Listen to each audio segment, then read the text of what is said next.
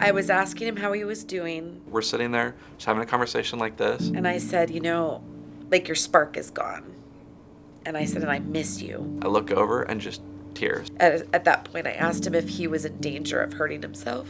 And what he said was, I don't actively choose that, but I guess I wouldn't care if I did.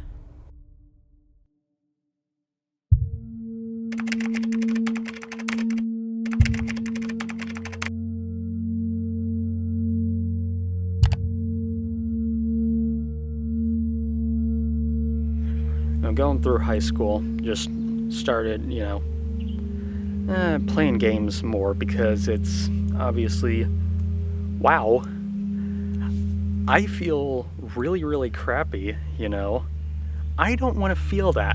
I'm going to go do something that makes me feel, happy instead. By the time I was in high school, I was starting to post memes on social media, and it completely destroyed my life. That, of course, then led to me not doing very well in the real estate firm, and eventually I was kicked off my team for not producing enough results.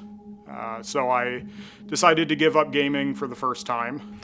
And, I'm telling both her, my therapist, and my parents that, everything in school is going just fine. I'm getting all my work done. I'm participating in class.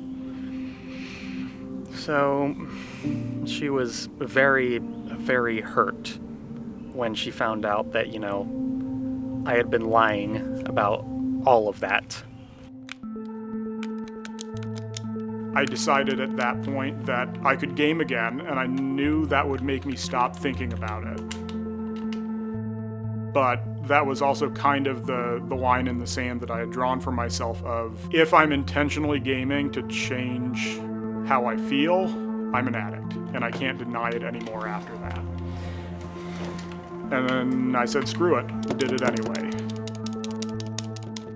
This reporter had been approached by an anonymous source, and he told her that I had been posting some of these offensive things back in 3-4 years ago, and the reporter took it and ran with it. An article was written about me in the school paper, and it made the local news for 3 nights. So I pretty well gave up after that. I felt like I couldn't live without gaming, and I also at that point felt like I couldn't live with gaming at all. So I figured if I can't do either route, then I guess I'll just kill myself. And so I started planning suicide. That would have been August of 2015. And I knew I had enough money to get me by until November. That was when I had picked that I was going to put my plan in motion. I picked that specifically because that was when my grandmother died, and I knew my mom got upset that time of the year anyway. I figured the same thing would happen with whatever time of year I died, so I wanted to line those two up so that there was only one time a year my mom would get upset. I did a lot of research onto, how can I die painlessly. I bought everything I needed. I wrote out my notes. I was truthfully just wasting time waiting until November rolled around. This person that I was becoming online, it was 2 separate lives, and so kind of living that double life was really weird, because looking back on it, everything I posted was questionable at best and just downright racist and sexist at worst. And then I look back at what I was doing in the real world, and it doesn't reflect me at all, and it really pains me, because all the people that I heard, that's all they know of me now is who I was online. In September, my parents came out to celebrate both my birthday and my nephew's birthday with us. And when they did that, we would just meet at my brother's house. It was quite a bit bigger, it was nicer, it was just a better environment for everyone to get together and hang out in. And when they did it this time, they surprised me and just showed up at my house. And they did it about 3 o'clock in the afternoon, roughly. I still hadn't showered or gotten dressed for the day. There were soda cans, pizza boxes, just scattered around my computer area. My dog's food and water bowls were both empty, and my parents knew that I had tried quitting gaming before. And so when they came in, they didn't ask, they just stated, "You're gaming again." And so it was almost exactly 1 month before I had planned to kill myself that I walked into Restart. It's my last ditch attempt. Either it works or I can come back and just follow through with my plans anyway. They brought this up, and it sounded like an incredible option. It's really aggressive, I think. It's very on the nose, and I think that's kind of where I'm at, is I really want to restart, really, it would be wonderful to be able to just chop it off, go cold turkey, and find a way to build up those supports and those practices to get myself back into the groove the way I want to be.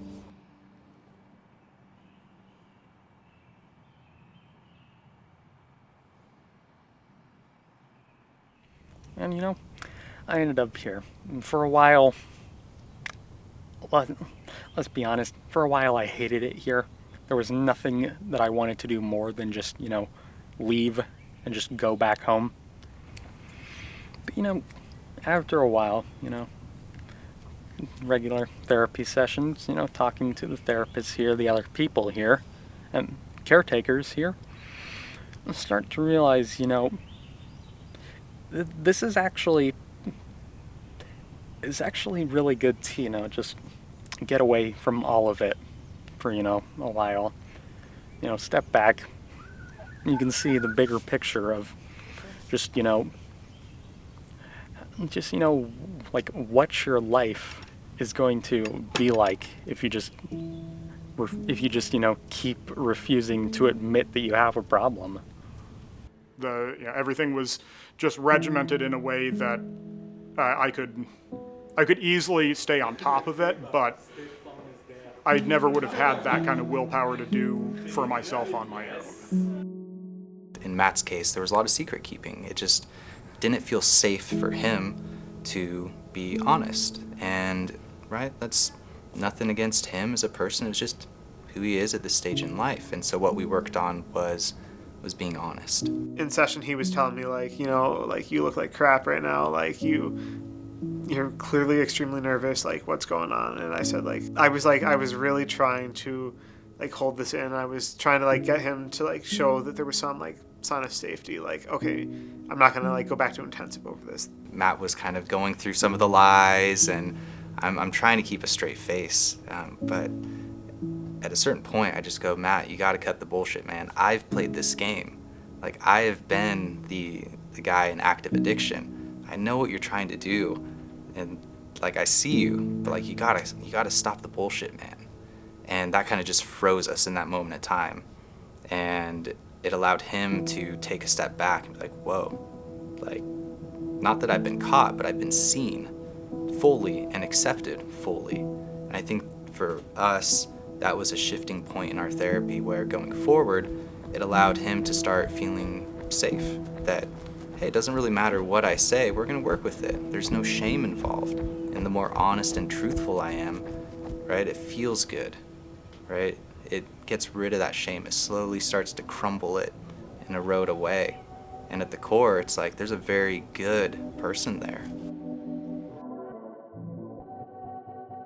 That was about 8.5 years ago now. I'm very thankful that my parents showed up on that day, because I can see now that the end of that road, it wasn't where I wanted to be, but I had no vision of anything else. And truthfully, that is mostly what I have to thank Restart for, is helping me generate that picture of what does life without gaming look like, because I had no concept of it.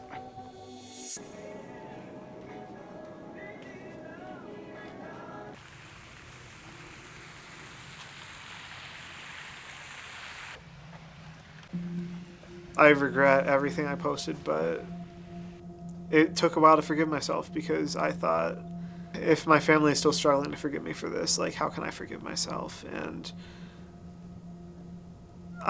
it's something I'm still working on today.